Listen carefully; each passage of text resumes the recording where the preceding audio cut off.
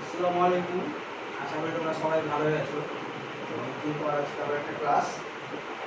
তো আমরা যে চ্যাপ্টারটা পড়ছিলাম বলগতি, আমাদের বইয়ের মধ্যে যতগুলো চ্যাপ্টার আছে সবচেয়ে বড় চ্যাপ্টার আমরা পড়ছিলাম। তো সেই চ্যাপ্টার আমরা প্রায় শেষের দিকে, মানে আর এরপর আর একটা ক্লাস হয়তো হবে না, দুটো ক্লাস। তো এখানে তো অনলাইন ক্লাসে দুটো ক্লাস মানে 14 দিন, এটা না যে দুদিনে শেষ হয়ে যাবে। যেখানে স্কুলে হলে হয়তো দুদিনে এই চ্যাপ্টার শেষ করে আরেকটা চ্যাপ্টার ধরে নিতে পারতাম। যাই হোক, যেভাবে হচ্ছে সেভাবে এগোতে হবে আমাদের। তো দুটো মাত্র ক্লাস আর বাকি, প্রায় সবই শেষ আমাদের। ঠিক আছে, লাস্টে কিছু ক্যালকুলেশন বাকি। তো আজকে একটা হালকা পার্ট, যেটা আমি এর আগে একদিন বলেছিলাম, সেটা আলোচনা করব।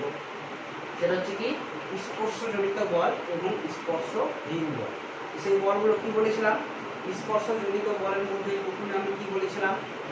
হাত। দ্বিতীয় বলেছিলাম কি? ধাক্কা। তারপর বলেছিলাম টান, সংঘাত। তেমনই তারপরে তেমনই স্পর্শহীন বলের মধ্যে বলেছিলাম আকর্ষণ, বিকর্ষণ। আর এছাড়াও স্পর্শজনিত বল আছে, তোমার ঘর্ষণ বল আছে, স্প্রিংয়ের টান আছে, এই সমস্ত। তো এই সমস্ত যে স্পর্শহীন বলের একটা লিস্ট আছে, স্পর্শজনিত বলের যে লিস্ট আছে, তো স্পর্শহীন বল কাকে বলে, স্পর্শজনিত বল কাকে বলে, সেটা আর আশা করি বলার দরকার নেই। এর আগের দিন কিন্তু আমি এটা শুরু করবো বলে আমি ওই সংজ্ঞাগুলো বুঝিয়ে দিয়েছিলাম। তাও একবার আমি রিভাইজ করে দেবো, যে সংজ্ঞাটা একবার বলে দেবো, তোমরা শুনে নেবে। আজকে আমি প্রত্যেকটা ভেঙে ভেঙে আলোচনা করবো। ধাক্কা কি, টান কি, আকর্ষণ কি, বিকর্ষণ কি, মানে যে কোনোটা পড়তে পারে। যে টান বলতে কি বোঝো, আকর্ষণ স্পর্শ, দুটো যে কোনো দুটো তুমি স্পর্শহীন বলের উদাহরণ দাও এবং একটু ব্যাখ্যা করো, করতে পারে। প্রত্যেকটা জিনিস আমাদের বুঝে রাখতে হবে ভালো করে। তাহলে আমি আমার সংজ্ঞাটাতে যাই। স্পর্শজনিত বল মানে হচ্ছে পরস্পরের সংস্পর্শে থেকে একে অপরের ক্রিয়া প্রতিক্রিয়ায় সৃষ্ট বলকে বলা হয় স্পর্শজনিত বল। মানে এই যে এটা পরস্পরের সংস্পর্শ আছে, এদের মধ্যে কি একটা ঘর্ষণ বল আছে, বা হাতটাকে মাথারিতে বা মাথাটাকে হাতে ধাক্কা মারলো, এটা কি ধাক্কা জনিত বল।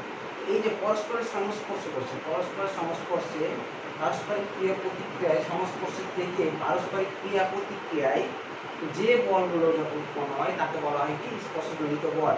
যেমন এই যে ধাক্কা মারছে, তো এর বলটা যদি ক্রিয়া বলি, হাত যে একে বলটা প্রয়োগ করছে সেটা হচ্ছে কি প্রতিক্রিয়া। তেমন এই স্পর্শহীন বলটা কি পরস্পর থেকে দূরে থাকবে, পরস্পরের স্পর্শ ছাড়াই যে সমস্ত বল একে অপরের ক্রিয়া প্রতিক্রিয়ায় যে সমস্ত বল সৃষ্টি হয় তাদের বলা হয় স্পর্শহীন বল। তাহলে আজকে আমি যেটা প্রথম শুরু করবো, স্পর্শজনিত বলের মধ্যে যেগুলো আছে তার মধ্যে প্রথম যেটা আছে সেটা হচ্ছে কি ঘাত।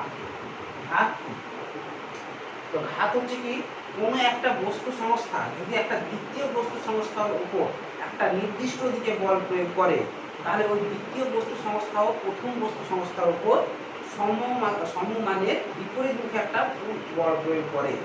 তাদের ক্রিয়া প্রতিক্রিয়ায় যে বল উৎপন্ন হয় তাকে বলা হয় কি ধাক্কা। যেমন একটা উদাহরণ দিলে তোমরা বুঝতে পারবে। এটা একটা আমাদের টেবিল আছে, টেবিলের উপর একটা আমি কাঠের ব্লক রেখেছি। এই ব্লকটার ওজন হচ্ছে ডাব্লিউ। ডাব্লিউ ওজন মানে কি, কোন একটা বস্তু নিজের ওজনের দরুন নিচের দিকে বল প্রয়োগ করে, তাহলে এই বস্তু সংস্থা দ্বিতীয় বস্তু সংস্থার উপরে কত পরিমাণ বল প্রয়োগ করছে, ডাব্লিউ পরিমাণ।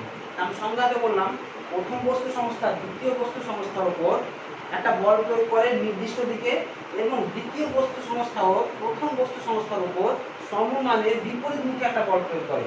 তাহলে এই টেবিলটাও এই কাঠের ব্লকের উপর একটা ঊর্ধ্বমুখী বল প্রয়োগ করবে, যেটার মান বলছি আর, যেখানে ডাব্লুটা ইকুয়াল টু আর। এই দুটো বলের মান কি সমান, কেন সমমানের বলেছি, কিন্তু একটা মাইনাস দিয়ে দেবো কেন, যেহেতু বলটা বিপরীতমুখী। তাহলে এদের ক্রিয়া প্রতিক্রিয়ার যে বলটা, তো এই এর ধরুন এখানে যে বলটা হচ্ছে সেটাকে যদি ক্রিয়া বলি, এর ধরুন এখানে বলটা বলবো কি প্রতিক্রিয়া। এই ক্রিয়া প্রতিক্রিয়ার ফলে যে বলটা সৃষ্টি হয় সেটা হচ্ছে ঘাত। তাহলে এই কাঠের ব্লকটা টেবিলের উপরে কি দিচ্ছে, ঘাত বল দিচ্ছে। বোঝা গেল, এইটা চলে গেল আমাদের ঘাত। নেক্সট এবার আসি, ঘাতের বল যেটা তোমাদের দেওয়া আছে সেটা হচ্ছে কি ধাক্কা। ধাক্কা জিনিসটা কি, ধাক্কা জিনিসটা বলছে কোনো একটা বস্তু কোনো একটা দ্বিতীয় বস্তুকে যদি বল প্রয়োগ করে দূরে সরানোর চেষ্টা করে, তাহলে ওই দ্বিতীয় বস্তুও প্রথম বস্তুকে একটা প্রতিক্রিয়া বল দেবে সমমানের। এইটাকে বলা হচ্ছে কি ধাক্কা। এর ক্রিয়া প্রতিক্রিয়া বলটাকে কি বলা হয় ধাক্কা। যেমন উদাহরণ যদি দিই, তা আমি একটা সজোরে এসে এখানে একটা লাথি মারলাম, এই জায়গাটা যদি আমার লাথিটা পড়ে, লাথিটা মারি এখানে, তাহলে এর উপরে একটা কি আমি সজোরে বল প্রয়োগ করেছি। কেন করেছি? একে আমি দূরে সরিয়ে দেওয়ার চেষ্টা করেছি, বা কাউকে তুমি যে ধাক্কা মারলে ওকে দূরে সরিয়ে দিতে চাইছো, তা আমার এই যে বলটা যদি আমি ক্রিয়া বলি, সাথে সাথে এই বলটাও কিন্তু আমার পায়ের উপরে একটা প্রতিক্রিয়া বল দেবে, সেটাকে বলবো আমরা প্রতিক্রিয়া বল। তাহলে এই ক্রিয়া প্রতিক্রিয়া বলের ফলে কি সৃষ্টি হয় ধাক্কা। এই ক্রিয়া প্রতিক্রিয়া জনিত বলটাকে বলা হয় কি ধাক্কা। সহজ জিনিস বুঝতেই পারছো ধাক্কা। এবার যেটা আসছে সেটা হচ্ছে টান।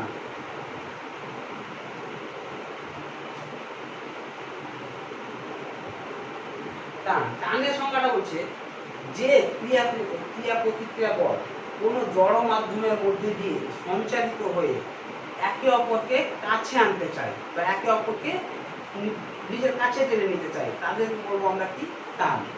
তাহলে যে ক্রিয়া প্রতিক্রিয়া বল একটা জড় মাধ্যমের মধ্যে দিয়ে সঞ্চালিত হয়ে দুটি বস্তুকে পরস্পরের কাছে টানতে চায়, তাকে বলবো আমরা টান। যেমন এখানে একটা আমি কোনো একটা ধরে নাও হাতল আছে, ঠিক আছে, অ্যাঙ্গেল আছে, কিছু একটা আছে, এইখান থেকে আমি একটা দড়ি ঝুলালাম, দড়িতে করে একটা ডাব্লু ওজনের কাঠের ব্লক বেঁধে দিলাম। এটা যদি বাঁধি তাহলে এর নিচের দিকে যেতে চাইছে, নিচের ওজনের ধরুন অভিকর্ষের ধরুন কি নিচের দিকে যেতে চাইছে, কিন্তু একে এর সাথে ধরে কে রেখেছে একটা জড় মাধ্যম এই দড়িটা। তাহলে এদের মধ্যে একটা টান সৃষ্টি করছে কে এই জড় মাধ্যম। বলছে যে যে ক্রিয়া প্রতিক্রিয়া বল এই জড় মাধ্যমের মধ্যে সঞ্চালিত হয়ে এই বস্তু দুটিকে পরস্পরের কাছে টানতে চায়, মানে কি দূরে যেতে দিচ্ছে না, তাকে বলবো আমরা কি টান। তাহলে এই ডাব্লুটা এই দড়ির উপরে কি ডাব্লু ওজন নিচের দিকে ক্রিয়া করছে করছে, তেমনই দড়িও একে ধরে রেখেছে, মানে কি উপরের দিকে একটা আর বল ক্রিয়া করছে। তাহলে এই কাঠের ব্লকটা দড়ির উপরে ডাব্লু পরিমাণ বল নিচের দিকে ক্রিয়া করলে দড়িটাও কাঠের ব্লকের উপর আর পরিমাণ বল উপরের দিকে ক্রিয়া করবে, যেখানে ডাব্লু ইকুয়াল টু মাইনাস আর। ঠিক আছে, তাহলে যে পরিমাণের বল দড়ির উপরে কাঠের ব্লকটা দিয়েছে, কাঠের ব্লকের উপর দড়ি সেই পরিমাণ বল উপরের দিকে দিবে। ক্লাসটা কিন্তু ভালো করে শুনবে, মন দিয়ে শুনবে, নাহলে এগুলো ডিসপ্লে পড়বে কোনটা ধাক্কা কোনটা টান একটু কনফিউজ হয়ে যাবে তোমাদের, যে প্রত্যেকটা জিনিস একই টাইপের। তোমার কথাগুলো ভালো করে শুনবে, আর উদাহরণ যেটা দিচ্ছি সেটা ভালো করে মাথায় রাখবে, বুঝে নেবে, তাহলে দেখবে পড়ার তেমন দরকার নেই, তুমি বলে হয়ে যাবে। তাহলে এই হচ্ছে আমাদের টান। তাহলে এই জড় মাধ্যমে এই দড়িটা একটা জড় মাধ্যম, এই জড় মাধ্যমের মাধ্যমে এই দুটি বস্তুকে পরস্পরের দিকে টেনে রেখেছে, এটাকে বলা হয় কি টান। তাহলে আমাদের টানও হয়ে যাবে।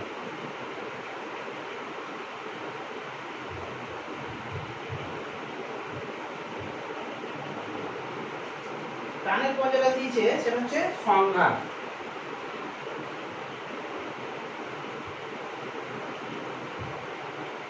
সংঘাত সংঘাত জিনিসটা কি দীক্ষা তোমরা বুঝতে পারছো তো? সংঘাত মানে বুঝতে পারছো কি দুটোর সংঘর্ষ। তো সেটা সংজ্ঞা যদি বলি, কোনো একটা বস্তুর সংস্থা কোনো একটা দ্বিতীয় বস্তু সংস্থার উপর সজোরে যদি সংঘর্ষ করে, তাহলে দ্বিতীয় বস্তু প্রথম বস্তু সংস্থা দ্বিতীয় বস্তু সংস্থার উপর একটা কি সজোরে বল প্রয়োগ করবে। একটু 1 মিনিট, কালিটা শেষ হয়ে গেল মনে হয়। 1 মিনিট তোমরা এই জায়গাটুকু কেটে দেবে ভিডিওতে, কালি করতে হবে, লেখা পড়ছে না।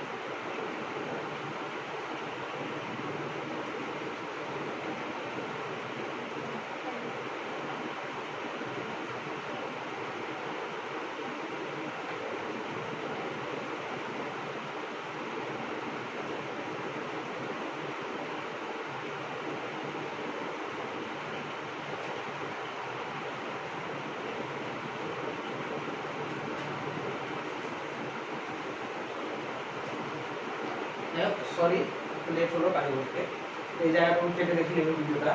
তাহলে সংজ্ঞা কি বললাম, কোনো একটা বস্তু সংস্থা দ্বিতীয় বস্তু সংস্থার উপর যদি একটা সজোরে বল প্রয়োগ করে, তাহলে দ্বিতীয় বস্তু সংস্থাও প্রথম বস্তু সংস্থার উপর একটা বিরোধমুখী বল প্রয়োগ করবে এবং তাদের মধ্যে ভর বেগের বিনিময় ঘটবে, অর্থাৎ একটা শক্তির বিনিময় ঘটবে। উদাহরণ দিলে তোমরা বুঝে যাবে সংজ্ঞা জিনিসটা।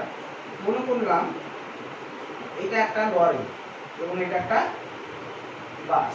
এই লরিটা গিয়ে যদি বাসকে সজোরে ধাক্কা দেয়, তাহলে কি হবে, বাসটা ক্ষতিগ্রস্ত হবে, মানে কি এর ধাক্কাতে বাসের ক্ষয়ক্ষতি হবে। তো আমরা দেখলাম কি লরির কোনো ক্ষতি হবে না, লরিরও অবশ্যই ক্ষতি হবে। এ গিয়ে ধাক্কা মেরেছে, অথচ লরিরও ক্ষতি হচ্ছে, বাসেরও হচ্ছে।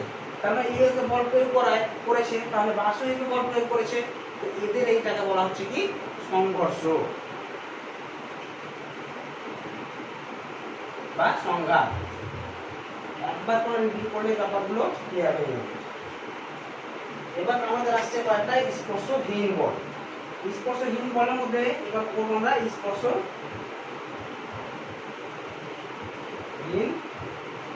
বল। এক নম্বর যেটা আসছে স্পর্শহীন বলের মধ্যে, সেটা হচ্ছে আকর্ষণ। সেটা বুঝতেই পারছো কেমন ভাবে হয়, পরস্পর থেকে দূরে থেকে, মানে পরস্পরের সংস্পর্শ না থেকে তাদের মধ্যে একটা ক্রিয়া প্রতিক্রিয়া বল সৃষ্টি হয়ে যাবে, যেটা পরস্পরের কাছে আনতে সাহায্য করে। তাকে বলবো আমরা কি আকর্ষণ। এই দুটো বস্তু আছে, এটা একটা আর এটা একটা, এরা পরস্পর থেকে দূরে আছে, কিন্তু এদের মধ্যে একটা ক্রিয়া প্রতিক্রিয়া বল কাজ করে। একটা যদি আগে এর বলটাকে যদি আমি ক্রিয়া বলি, এর বলটাকে কি বলবো প্রতিক্রিয়া। এই ক্রিয়া প্রতিক্রিয়া বল কি করবে, একে এদিকে টানবে, একে এদিকে টানবে, পরস্পরকে কাছে আনবে, এটাকে আকর্ষণ বলবো। তোমরা সবাই জানো আকর্ষণ মানে কি। যেমন এর উদাহরণ যদি দিই, তাহলে উদাহরণ কি হবে, চুম্বকের বিপরীত বিরোধ পরস্পরের কাছে নিয়ে আসে, তাহলে সেটা হচ্ছে কি পরস্পরের কাছে নিয়ে আসলে ওরা এক অপরকে আকর্ষণ করবে। তাছাড়া যদি উদাহরণ দিই, দুটো বিপরীত আধানের তড়িৎ, যেমন একটা আমি আধান ধরলাম প্লাস কিউ আর একটা মাইনাস কিউ, কিন্তু এই হলো কি যে মাধ্যমে থাকবে, বায়ুর মাধ্যমে থাকুক, যেখানে থাকুক, চৌম্বকের ক্ষেত্র মাধ্যমের উপরে কিন্তু এদের মানটা ডিপেন্ড করবে। আকর্ষণ বলটা কতটা পরিমাণে আকর্ষণ বল করছে সেটা কিন্তু মাধ্যমের উপরে ডিপেন্ড করবে। এছাড়াও আছে আমাদের মহাকর্ষ বল, যে পৃথিবীর সূর্যের প্রতি একটা আকর্ষণ বল আছে, মহাকর্ষের সমস্ত বস্তুকে আকর্ষণ করছে, একটা নিজস্ব আকর্ষণ বল আছে। এইটা এই মাত্রা এটা চেয়ারকে একটা আকর্ষণ করছে, কিন্তু এটাও একটা আকর্ষণ বল, কিন্তু এটা কি এটা মাধ্যমের উপরে ডিপেন্ড করবে না। তখন এই আকর্ষণ বলগুলো মাধ্যমের উপরে ডিপেন্ড করবে, কিন্তু মহাকর্ষ বলটা মাধ্যমের উপরে ডিপেন্ড করবে না। বোঝা গেল? তাহলে যদি এখান থেকে উদাহরণ করে যে একটা স্পর্শহীন বলের উদাহরণ দাও যেটা মাধ্যমের উপরে নির্ভর করে না, তাহলে কি বলবো আমরা মহাকর্ষ বল। বোঝা গেল?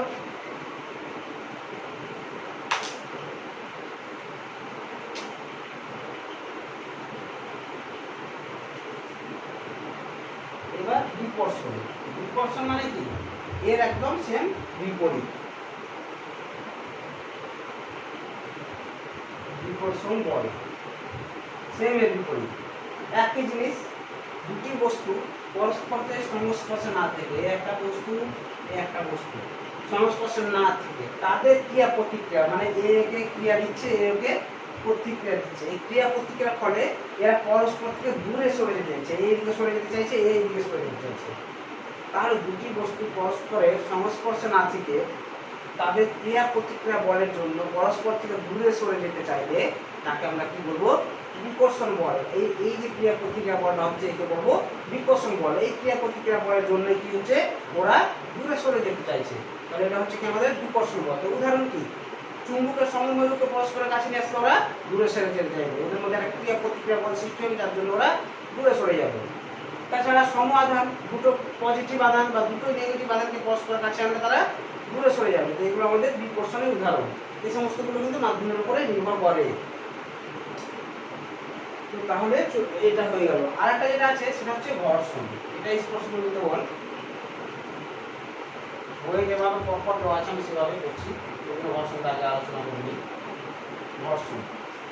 ঘর্ষণে একটা সবই কিন্তু একটা টাইপের বল। যদি একটু শর্ট কোশ্চেন বলা হয় টান কি বলবো, টান সংজ্ঞা দেবো, টান কি। যদি বলা অপশনে বল, তোমার অন্য কিছু ভর বা শক্তি, ক্ষমতা, টান কি, টানাটা বল। তাহলে টানের একক, ঘর্ষণের একক, সবার একক, বলের এককটাই সবার একক 9 না হলে নিউটনই হবে। তাহলে ঘর্ষণের সংখ্যা বলছে কোনো একটা বস্তু সংস্থাকে অপর বস্তু সংস্থার সংস্পর্শে রেখে গতিশীল করার চেষ্টা করলে, একটা বস্তু সংস্থা এটাকে আমি এই টেবিলের উপরে রেখে এই বস্তুটাকে টেবিলের উপর রেখে যদি গতিশীল করার চেষ্টা করি, আর কোনো একটা বস্তুকে অপর বস্তুর সংস্পর্শে রেখে গতিশীল করার চেষ্টা করলে দ্বিতীয় বস্তুটি প্রথম বস্তুর উপর একটা বাধা সৃষ্টি করবে, যে বাধা এই বস্তুটার আপেক্ষিক গতিকে বাধা দেবে। বোঝা গেল? কোনো একটা বস্তুকে একটা দ্বিতীয় বস্তুর সংস্পর্শে রেখে গতিশীল করার চেষ্টা করবে, দ্বিতীয় বস্তু প্রথম বস্তুর উপর একটা বল প্রয়োগ করবে, যে বলটা ওই গতির বিরুদ্ধে বাধা দেবে। আমি এগুলো যদি গতিশীল করার চেষ্টা করি বা এটা যদি টানার চেষ্টা করি, উপরে টানলে আলাদা ব্যাপার, সংস্পর্শে রেখে টানলে কি হবে, এটা যখন টানবো, এটা বস্তা একটা ধরনের বস্তা আমি মেঝে দিয়ে টানছো, মেঝের উপর দিয়ে, তাহলে মেঝে কি বস্তার উপর একটা বল সৃষ্টি করবে, একটা টান সৃষ্টি করবে, যেটা এর গতিটাকে বাধা দেবে। মেঝেটা বাধা বিচ্ছিন্ন থাকবে, যত এই মেঝেটা বিচ্ছিন্ন হবে, যত মসৃণ হবে, যত স্মুথ হবে, তত টানতে সুবিধা হবে, যত অমসৃণ হবে তত ঘর্ষণ বলের মানটা বৃদ্ধি পাবে। তাহলে বোঝা গেল ঘর্ষণ বল জিনিসটা। তাহলে এইগুলো আমাদের যা করালাম সেটা হচ্ছে স্পর্শজনিত বল, স্পর্শহীন বলের উদাহরণ। এছাড়া একটা জিনিস যেটা আছে সেটা বলে দিই, স্প্রিং এর বল। স্প্রিং এর বল আছে, সেটা আমরা সবাই দেখেছি, এটাও একটা বল, সবাই খেয়াল করবেন। একটা স্প্রিংকে যদি টেনে নাও, টান বা সংকুচিত করে দাও, টানার সময় দেখবে টানতে অসুবিধা হচ্ছে, হয় না? টেনে রেখে টানতে একটা বল ক্রিয়া করছে। মানে কি, একটা স্প্রিং আছে আমার, এটাকে আমি টেনে যদি আমি বড় করতে চাই, তাহলে বড় হচ্ছে তো আমার একটা বল প্রয়োগ করতে হচ্ছে। তার মানে কি, এই স্প্রিংটা বৃদ্ধি পাওয়ার বিরুদ্ধে একটা বল ক্রিয়েট করে তো বলে আমাদের ওই বলটা অতিক্রম করে ওকে টানতে হচ্ছে। তাহলে এই যে বলটা স্প্রিং মধ্যে আসছে কোথা থেকে, এই বলটা হচ্ছে স্প্রিংয়ের টান বা স্প্রিংয়ের বল। তাহলে বলছে কি, কোনো একটা স্প্রিংকে একটা নির্দিষ্ট দৈর্ঘ্য বাড়াতে গেলে আমাদের যে বল প্রয়োগ করতে হয়, তার বিরুদ্ধে স্প্রিং একটা বল সৃষ্টি করে নিজস্ব, সেই বলটাকে বলা হচ্ছে কি স্প্রিংয়ের বল। এই যে স্প্রিংয়ের বল, তো আমি একে মনে করলাম এক্স, এটা আছে ওয়াই দৈর্ঘ্য আছে, আমি একে আরও এক্স পরিমাণ বৃদ্ধি করবো, এইটুকু আমি বৃদ্ধি করবো, এক্স পরিমাণ যদি বৃদ্ধি করতে চাই, তাহলে আমাকে কত বল দিতে হবে, তার একটা ক্যালকুলেশন জমা করা। সেটা হচ্ছে স্প্রিংয়ের মধ্যে কত বল জন্মাবে, সেটা হচ্ছে কার সাথে ভ্যারিয়েশন হবে, তুমি যতটা পরিমাণ বৃদ্ধি করছো। একটা স্প্রিংয়ের দৈর্ঘ্য যদি তুমি এক্স পরিমাণ বৃদ্ধি করো, এক্স পরিমাণ বৃদ্ধি করো, তাহলে এফ ভ্যারিয়েন্স কি হবে, এক্স। মানে ওর মধ্যে যে বলটা উৎপন্ন হবে বা তুমি যে বলটা দিচ্ছ, একই তো ব্যাপার, তুমি যে বলটা দিচ্ছ সেটা ওর মধ্যে উৎপন্ন হচ্ছে, ওর মধ্যে ওই বলটা উৎপন্ন হচ্ছে বলে তুমি বলটা দিচ্ছ টানার জন্য। তাহলে ওই বলটা কি হবে, স্প্রিংয়ের বলটা দৈর্ঘ্যের সময় যে পরিমাণ দৈর্ঘ্য বৃদ্ধি পাবে, বৃদ্ধিপ্রাপ্ত দৈর্ঘ্যের সমানুপাতিক। তাহলে এফ সমান কে এক্স করতে পারি। এখানে কি, এটা হচ্ছে কি সমানুপাতিক ধ্রুবক, এটা বলা হয় বল ধ্রুবক। এই কে বলা হয় কি স্প্রিংয়ের এটা কিন্তু ইম্পর্টেন্ট, বল ধ্রুবক। স্প্রিংয়ের বলটা ইম্পর্টেন্ট, ভালো করে মনে রাখবে এগুলোর মধ্যে। তাহলে এখানে একটা মাইনাস দিয়ে দেওয়া হয়। কেন মাইনাস দেওয়া হয়, কারণ আমি এই দিকে টানছি, তাই স্প্রিংয়ের মধ্যে যে বলটা উৎপন্ন হচ্ছে সেটা কি আমার বলের উল্টো দিকে হবে, তো উল্টো দিকটা বোঝানোর জন্য কি মাইনাস। তোমরা এফ ইকুয়াল টু মাইনাস কে এক্স কেন হলো, অনেকেরই মাথা ঘুরতে পারে দেখে, কিচ্ছু না, মাইনাসটা শুধু কি, আমি যেদিকে বল আমি স্প্রিংটা বড় করবো, আমি বলটা কি এই দিকে টানবো স্প্রিংটাকে, তাহলে বলটা এদিকে যাচ্ছে, তাহলে স্প্রিংটা কোন দিকে প্রতিক্রিয়া বল দেবে, উল্টো দিকে। এই উল্টো দিকটা বোঝানোর জন্য কিন্তু মাইনাস দেওয়া হচ্ছে, বুঝা গেল?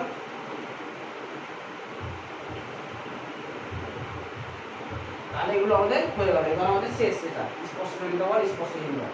এবার আমাদের যেটা আসছে সেটা বলের ঘাত ও ঘাত বল। বলের ঘাত ও ঘাত বল। আর প্রথমে যেটা আমরা করবো বলের ঘাত, বলের ঘাত। এটা আলাদা টপিক শুরু হচ্ছে, ওই টপিকটা আমাদের স্পর্শজনিত বল, স্পর্শহীন বল শেষ। তো বলের ঘাত এর সংজ্ঞাটা হচ্ছে কি বুঝে নাও, কোনো একটা বল যদি কোনো একটা বস্তু সংস্থার উপর কিছু সময় ধরে ক্রিয়া করে, তাহলে ওই বলের মান এবং ওই সময় যে সময় ধরে ক্রিয়া করেছে ওই বলের মান এবং সময়ের গুণফলকে বলা হয় বলের ঘাত। অর্থাৎ আমি একটা বস্তু নিলাম, এটা একটা টেবিল নিলাম, এই টেবিলের উপরে এই বস্তুটা কিছু সময় ধরে আমি মনে করলাম কি সময় ধরে ক্রিয়া করেছে। তো এই বস্তুটার মধ্যে একটা বল সঞ্চিত আছে, সেই বলটা এই বস্তুটা এইটার উপরে এফ বল দিয়েছে। কোনো একটা বস্তু সংস্থা অন্য একটা বস্তু সংস্থার উপর যদি কোনো একটা বল এফ কিছু সময় ধরে অর্থাৎ টি সময় ধরে দিয়ে থাকে, তাহলে বলের ঘাত ইকুয়াল টু কি, বলের ঘাত আই ধরলাম, I equal to F into T, ওই বল এবং ক্রিয়াকাল মানে সময়ের গুণফল। বোঝা গেল? ভালো করে বুঝে নাও, সংজ্ঞাটা আলাদা বলছি। কোনো একটা বস্তু যদি দ্বিতীয় বস্তুর উপর একটা বল কিছু সময় ধরে ক্রিয়া করে, তাহলে ওই বলের ঘাত হচ্ছে কি, ওই বলের মান এফ এবং যে সময়টা ক্রিয়া করছে সেই সময়টা ক্যালকুলেট করে গুণফল করে দিলেই আমি বলের ঘাত পেয়ে যাবো। বলের ঘাত পাওয়ার কত, I equal to F into T. আবার এফ ইকুয়াল টু লিখতে পারি M into A into T. F equal to M A কে জানো না, সবাই জানো। আবার এম ইন্টু এ মানে কি, V minus U by T into T. আমি ভেবে দিলাম এম ইন্টু এ মানে V minus U by T. এই টি কেটে গেলে M V minus M U, এটা মানে কি ভরবেগের চেঞ্জ, প্রাথমিক অন্তিম ভরবেগ মাইনাস প্রাথমিক ভরবেগ, ভর ইন্টু অন্তিম বেগ অন্তিম ভরবেগ, ভর ইন্টু প্রাথমিক বেগ ভর ও বেগের সমন্বয়ে ভরবেগ সৃষ্টি হয়, ভর ইন্টু অন্তিম বেগ অন্তিম ভরবেগ, ভর ইন্টু প্রাথমিক বেগ প্রাথমিক ভরবেগ। তাহলে আমরা বুঝতে পারছি কি বলের ঘাত ভরবেগে পরিবর্তন ঘটায়, এখানে পরিবর্তন ঘটালো না, অন্তিম ভরবেগ একটা ভরবেগ থেকে আরেকটা ভরবেগের বিয়োগ বা একটা বেগ থেকে আরেকটা বেগের বিয়োগ মানে কি বেগের পরিবর্তন, তাহলে এখানে ভরবেগের পরিবর্তন। তাহলে বলের ঘাত ইকুয়াল টু আমি কি লিখতে পারি, ভরবেগের পরিবর্তন। বলের ঘাত ইকুয়াল টু ভরবেগের পরিবর্তন। তাহলে এটা চলে গেল আমাদের বলের ঘাত।